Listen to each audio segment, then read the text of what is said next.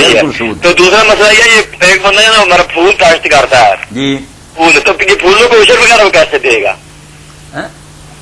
جی کس طرح؟ پھول کاشت کرتا ہاں بعض لوگ پھول کاشت اس کی کرتے ہیں. رقم آ جاتی.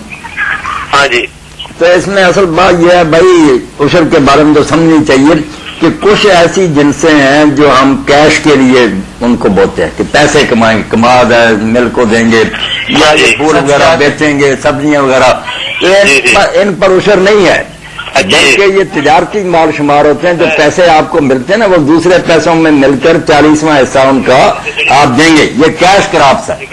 ایک ہے جو فوڈ کراپس ہے، خوراک کے لیے ہم نے گندم بوئی، چنا بویا، یہ جو بوئے، چاول وغیرہ ایسی چیزیں عشر ان پر ہے. باقی جو ہے نا رقم کمانے کے لیے ہم بہتے چیزیں وہ اس میں لائیں. وہ یہ مسئلہ کلیئر کر رہے ہیں مجھ سے، وہ بالکل جو نقدی ہے نا اس پر لگے گی سال بعد، وہ تجارتی مال بن. مولانا اس میں تھوڑا سا اشتباہ تو آئے گا کیونکہ آپ کو تو ضرورت ہے 20 من گندم کی پورے سال میں. آپ 5 ایکڑ کاشت کر رہے ہیں، آپ کے گھر پہ آ جائے گی 200 من. آپ کاشت تو اسی لیے کر رہے ہیں کہ تاکہ وہ جنس بیچیں گے. نہیں وہ بیچیں گے تو اس کے جو پیسے آئیں گے وہ تو پھر عشر تو دے دیا نا ہم نے، مگر سال بعد اگر وہ بیچ دیں گے جو پیسے آئیں گے وہ پیسوں کی زکات میں چلی جائے گی. وہ چلا جائے مگر پھول لگاتا ہے تو پھر اس کا کیا کرنا چاہیے؟ پھول لگاتا ہے صرف پھول ہے سارا سال. پھول اگر لگاتے ہیں تو پھولوں کے جو پیسے آپ حاصل کرتے ہیں نا جی جی وہ دوسری نقدی میں شامل کرتے جائیں. جب سال بعد زکات آپ 40واں حصہ دیں گے اس کی بھی وہی زکات ہوگی. زکات یہ نہیں دے رہے زکات دیں گے. صحیح ہے ٹھیک ہے. عشر غلوں کا دیتے ہیں. غلے جو ہے نا کھانے کے کام آتی چیزیں اور ان کو رکھا بھی جا سکتا ہے سال بھر، سبزیوں کی طرح فروٹ کی طرح وہ ساتھ ساتھ ہی نہیں ختم ہونے والے. اسی لیے پھلوں میں سے 2 حضور نے چنے، کشمش اور کھجور، یہ محفوظ رہ سکتی ہے. اور غلوں میں سے آپ نے گندم اور جو، یہ اس زمانے میں تھے. ان 4 چیزوں پر عشر آپ نے لگایا اور نہیں. سبزیاں بھی تھیں اور سب کچھ تھا، کسی پر عشر نہیں لگایا. وہ اگر بیچیں گے تو جو پیسے حاصل ہوں گے نقلی والی زکات ہے. چلیں بہت شکریہ بھائی آپ کے کال. بڑی خوشی ہوئی، اللہ خیر سے رکھے. مولانا زکات اور عشر کے متعلق تھوڑی سی وضاحت فرما دیں. ہے تو عشر بھی زکات بھائی طاہر، صرف شرع کی وجہ سے نام الگ ہو گیا کہ جن چیزوں پر 1/5 زکات ہے 20% وہ خمس 5ویں حصے کو کہتے ہیں. کسی کی زمین میں کوئی کان نکلا ہے یا اس میں کھودا پرانا کوئی خزانہ دفن ہوا مل گیا، یہ آسانی سے حاصل ہوگی چیز، اس میں اس کی کوئی شے نہیں. اس پر 5واں حصہ یہ خمس.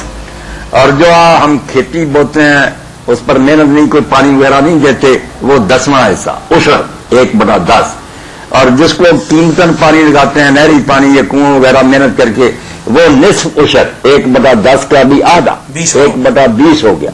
اور جو زیادہ محنت سے رقم کمائی جاتی ہے، بہت دوڑ دھوپ تجارت اور کھپنا، اس پر 1/40 جو نا ربع عشر کا 4تھا حصہ. یہ کن جناس پر، یہ کس صورت میں؟ یہ سونا چاندی اور یہ جو ہم تجارت کے مال ہیں ہمارے پاس، دولت وغیرہ. یعنی عشر نصف عشر خمس سے شروع ہوتا ہے نا. خمس 1/5 ہے، عشر 1/10، نصف العشر 1/20 اور ربع العشر 1/40. یعنی 4 کیٹیگریز ہو گئی. ہاں یہ شرع کی وجہ سے نام ہے زکات ہی.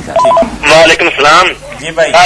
سر یہ گانے کا مسئلہ پوچھنا چاہتا ہوں کہ یہ جائز ہے کہ ناجائز ہے؟ کہاں سے بات کر رہے ہیں آپ؟ میں قصور سے کہہ رہا ہوں سر. گانا سننے کی بات کر رہے ہیں؟ ہاں جی. گانے یہ گانا زمین کا ہوتا ہے نا جو گہنا گرہن، ہاں جی اس کے بارے میں. گروی جس کو کہتے ہیں نا، جی جی اس کو ہم اپنی زبان میں گہنا بھی رکھ دینا. اس نے گہنے رکھ لی، ٹھیک ہے گراؤ کر دی تو رہن رکھ لی. جی. تو گراؤ تو رکھ سکتا ہے آدمی اپنی زمین، مگر وہ جس کے پاس گراؤ رکھی نا وہ نفع نہیں اس سے اٹھا سکتا. اچھا جی. اس کی رجسٹری وغیرہ اپنے قبضہ میں کر لے، مگر اگر وہ اس کو کاشت کر کے اس کی پیداوار وہ کھاتا رہے تو پھر تو میرے بھائی سود ہی ہے نا، کہ قرضہ بھی اس کا اسی طرح باقی ہے. یہ خواہ مخواہ کا اس قرض کی وجہ سے فائدہ اٹھا رہا. تو انتفاع بالمرہون جو ہے تاکہ زمین سے رہن شدہ چیز سے یا مکان میں رہنا شروع کر دے، یہ نہیں کر سکتا. نہیں یہ جو اصل میں یہ ہے کہ کوئی صورت جائز بھی ہے؟ کوئی جائز نہیں. صرف ایک گھوڑا یا دودھ دینے والا جانور، یہ اگر کوئی سفر میں کسی کے پاس گراؤ رکھ جائے تو چونکہ وہ آدمی اس کو چارہ بھی دے گا، دانا کھلائے گا، اس کو اتنی رعایت دے ہے کہ وہ سواری کر لے یا اس کا دودھ پی لے، اس کے علاوہ کسی شاید سے فائدہ نہیں اٹھا سکتے. یہ کچھ علماء کہتے ہیں یعنی کہ وہ حصہ وغیرہ رکھ لے تو ٹھیک ہے. حصہ نہیں نہ حصہ نہ ٹھیکہ کچھ نہیں کر سکتا، کیونکہ جو چیز قرض کے پریشر کی وجہ سے نا کہ پیسے دیے ہوئے سے یہ ویسے شاید وہ آپ کو ٹھیکے پر دیتا یا نہ دیتا، حصہ پر دیتا یا نہ دیتا، مگر مجبور ہے۔ آپ کہتے ہیں جب تک پیسے نہیں واپس کرو گے میں یہ کروں گا، تو سارا نہیں کھاتے وہ سود، آدھا اس کو دے دیتے ہیں، آدھا خود کھا لیتے ہیں، اتنا پڑ گیا ہے سارا سود۔ صحیح ہے۔ انتفاع بالمرہون جو ہے نا رہن شدہ چیز سے فائدہ اٹھانا حرام۔